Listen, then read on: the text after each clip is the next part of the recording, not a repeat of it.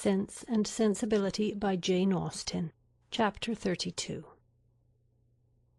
When the particulars of this conversation were repeated by Miss Dashwood to her sister, as they very soon were, the effect on her was not entirely such as the former had hoped to see. Not that Marianne appeared to distrust the truth of any part of it, for she listened to it all with the most steady and submissive attention, made neither objection nor remark, attempted no vindication of Willoughby, and seemed to show by her tears that she felt it to be impossible. But though this behaviour assured Elinor that the conviction of this guilt was carried home to her mind, though she saw with satisfaction the effect of it, in her no longer avoiding Colonel Brandon when he called, in her speaking to him, even voluntarily speaking, with a kind of compassionate respect, and though she saw her spirits less violently irritated than before, she did not see her less wretched. Her mind did become settled, but it was settled in a gloomy dejection. She felt the loss of Willoughby's character yet more heavily than she had felt the loss of his heart. His seduction and desertion of Miss Williams, the misery of that poor girl, and the doubt of what his designs might once have been on herself, preyed altogether so much on her spirits, that she could not bring herself to speak of what she felt, even to Elinor, and, brooding over her sorrows in silence, gave more pain to her sister than could have been communicated by the most open and most frequent confession of them. To give the feelings or the language of Mrs. Dashwood on receiving and answering Elinor's letter would be only to give a repetition of what her daughters had already felt and said, of a disappointment hardly less painful than Marianne's, and an indignation even greater than Elinor's. Long letters from her, quickly succeeding each other, arrived to tell all that she suffered and thought, to express her anxious solicitude for Marianne, and entreat she would bear up with fortitude under this misfortune. Bad indeed must the nature of Marianne's affliction be, when her mother could talk of fortitude. Mortifying and humiliating must be the origin of those regrets which she could wish her not to indulge. Against the interest of her own individual comfort, Mrs. Dashwood had determined that it would be better for Marianne to be anywhere at that time than at Barton, where everything within her view would be bringing back the past in the strongest and most afflicting manner, by constantly placing Willoughby before her, such as she had always seen him there.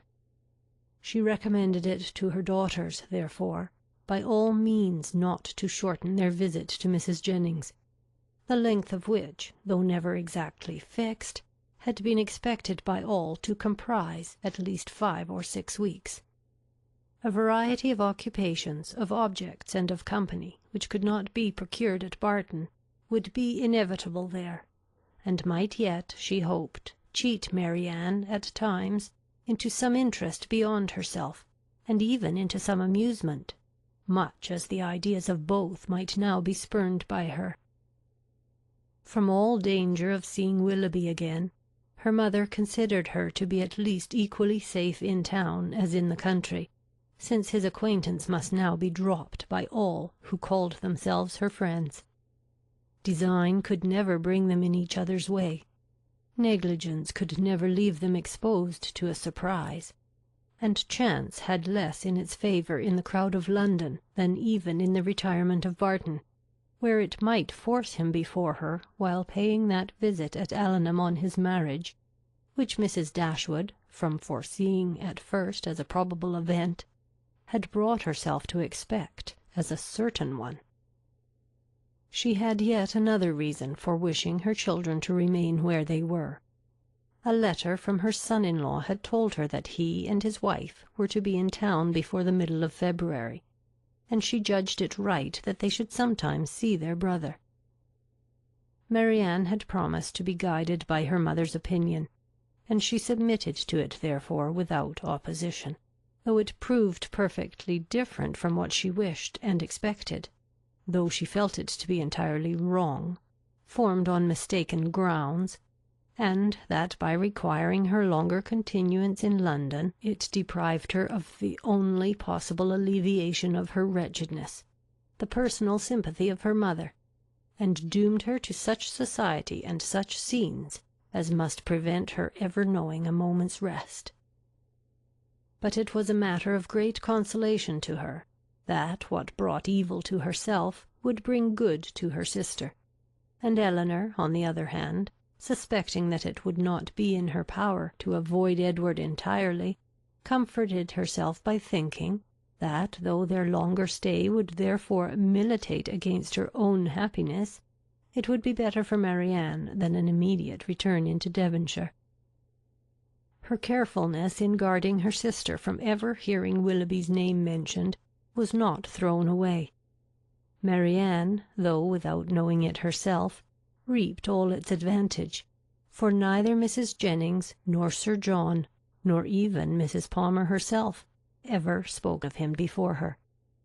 Elinor wished that the same forbearance could have extended towards herself, but that was impossible, and she was obliged to listen day after day to the indignation of them all. Sir John could not have thought it possible. A man of whom he had always such reason to think well. Such a good-natured fellow. He did not believe there was a bolder rider in England. It was an unaccountable business. He wished him at the devil with all his heart. He would not speak another word to him, meet him where he might, for all the world. No, not if it were to be by the side of Barton Covert, and they were kept watching for 2 hours together. Such a scoundrel of a fellow, such a deceitful dog. It was only the last time they met that he had offered him one of Folly's puppies, and this was the end of it. Mrs. Palmer, in her way, was equally angry. She was determined to drop his acquaintance immediately, and she was very thankful that she had never been acquainted with him at all. She wished with all her heart Combe Magna was not so near Cleveland, but it did not signify, for it was a great deal too far off to visit. She hated him so much that she was resolved never to mention his name again, and she should tell everybody she saw how good-for-nothing he was. The rest of Mrs. Palmer's sympathy was shown in procuring all the particulars in her power of the approaching marriage, and communicating them to Elinor. She could soon tell at what coachmakers the new carriage was building, by what painter Mr. Willoughby's portrait was drawn, and at what warehouse Miss Grey's clothes might be seen. The calm and polite unconcern of Lady Middleton on the occasion was a happy relief to Elinor's spirits, oppressed as they often were by the clamorous kindness of the others. It was a great comfort to her to be sure of exciting no interest in one person at least among their circle of friends, a great comfort to know that there was one who would meet her without feeling any curiosity after particulars, or any anxiety for her sister's health. Every qualification is raised at times by the circumstances of the moment to more than its real value, and she was sometimes worried down by officious condolence to rate good breeding as more indispensable to comfort than good nature. Lady Middleton expressed her sense of the affair about once every day, or twice, if the subject occurred very often, by saying, "It is very shocking indeed," and by the means of this continual, though gentle vent, was able not only to see the Miss Dashwoods from the first without the smallest emotion, but very soon to see them without recollecting a word of the matter, and having thus supported the dignity of her own sex, and spoken her decided censure of what was wrong in the other, she thought herself at liberty to attend to the interest of her own assemblies, and therefore determined, though rather against the opinion of Sir John, that, as Mrs. Willoughby would at once be a woman of elegance and fortune, to leave her card with her as soon as she married. Colonel Brandon's delicate, unobtrusive inquiries were never unwelcome to Miss Dashwood. He had abundantly earned the privilege of intimate discussion of her sister's disappointment by the friendly zeal with which he had endeavoured to soften it, and they always conversed with confidence. His chief reward for the painful exertion of disclosing past sorrows and present humiliations was given in the pitying eye with which Marianne sometimes observed him, and the gentleness of her voice whenever, though it did not often happen, she was obliged, or could oblige herself, to speak to him. These assured him that his exertion had produced an increase of goodwill towards himself, and these gave Elinor hopes of its being farther augmented hereafter. But Mrs. Jennings, who knew nothing of all this, who knew only that the Colonel continued as grave as ever, and that she could neither prevail on him to make the offer himself, nor commission her to make it for him, began, at the end of 2 days, to think that, instead of midsummer, they would not be married till Michaelmas, and by the end of a week that it would not be a match at all. The good understanding between the Colonel and Miss Dashwood seemed rather to declare that the honours of the mulberry tree, the canal, and the yew arbour would all be made over to her, and Mrs. Jennings had, for some time, ceased to think at all of Mrs. Ferrars.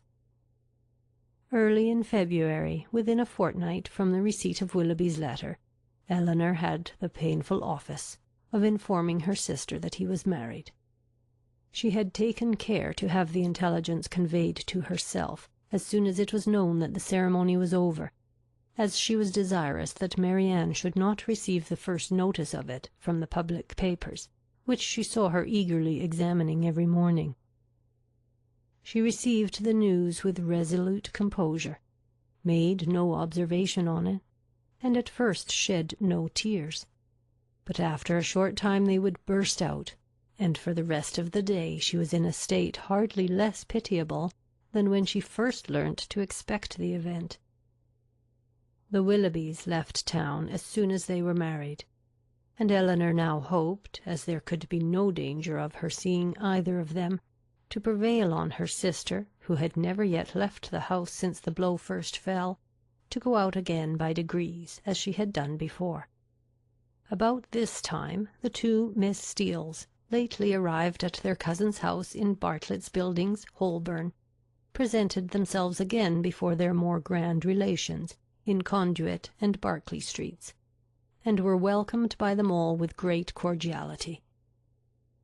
Elinor only was sorry to see them. Their presence always gave her pain, and she hardly knew how to make a very gracious return to the overpowering delight of Lucy in finding her still in town. "I should have been quite disappointed if I had not found you here still," said she repeatedly, with a strong emphasis on the word. "But I always thought I should. I was almost sure you would not leave London yet a while, though you told me, you know, at Barton, that you should not stay above a month. But I thought at the time that you would most likely change your mind when it came to the point. It would have been such a great pity to have went away before your brother and sister came, and now, to be sure, you will be in no hurry to be gone. I am amazingly glad you did not keep to your word." Elinor perfectly understood her, and was forced to use all her self-command to make it appear that she did not. "Well, my dear," said Mrs. Jennings. "and how did you travel?" Not in the stage, I assure you, replied Miss Steele with quick exultation. We came post all the way, and had a very smart beau to attend us. Dr. Davies was coming to town, and so we thought we'd join him in a post-chaise, and he behaved very genteelly, and paid 10 or 12 shillings more than we did. Oh, cried Mrs. Jennings. very pretty indeed, and the doctor is a single man, I warrant you. There now, said Miss Steele, affectedly simpering. Everybody laughs at me so about the doctor, and I cannot think why. My cousins say they are sure I have made a conquest, but for my part, I declare, I never think about him from one hour's end to another. Lord, here comes your beau, Nancy, my cousin said t'other day, when she saw him crossing the street to the house. My beau indeed, said I cannot think who you mean. The doctor is no beau of mine. Ay, that is very pretty talking, but it won't do. The doctor is the man, I see. No, indeed, replied her cousin with affected earnestness. and I beg you will contradict it if you ever hear it talked of." Mrs. Jennings directly gave her the gratifying assurance that she certainly would not, and Miss Steele was made completely happy. "I suppose you will go and stay with your brother and sister, Miss Dashwood, when they come to town?" said Lucy, returning after a cessation of hostile hints to the charge. "No, I do not think we shall." "Oh yes, I dare say you will." Elinor would not humour her by farther opposition. "What a charming thing it is that Mrs. Dashwood can spare you both for so long a time together." Long a time indeed, interposed Mrs. Jennings. Why, their visit is but just begun. Lucy was silenced. "I am sorry we cannot see your sister, Miss Dashwood," said Miss Steele. "I am sorry she is not well." For Marianne had left the room on their arrival. "You are very good. My sister will be equally sorry to miss the pleasure of seeing you, but she has been very much plagued lately with nervous headaches, which make her unfit for company or conversation." "Oh dear, that is a great pity. But such old friends as Lucy and me, I think she might see us, and I am sure we would not speak a word." Elinor, with great civility, declined the proposal. Her sister was perhaps laid down upon the bed, or in her dressing-gown, and therefore not able to come to them. "Oh, if that's all," cried Miss Steele, "we can just as well go and see her." Elinor began to find this impertinence too much for her temper, but she was saved the trouble of checking it by Lucy's sharp reprimand, which now, as on many occasions, though it did not give much sweetness to the manners of one sister, was of advantage in governing those of the other. End of chapter 32.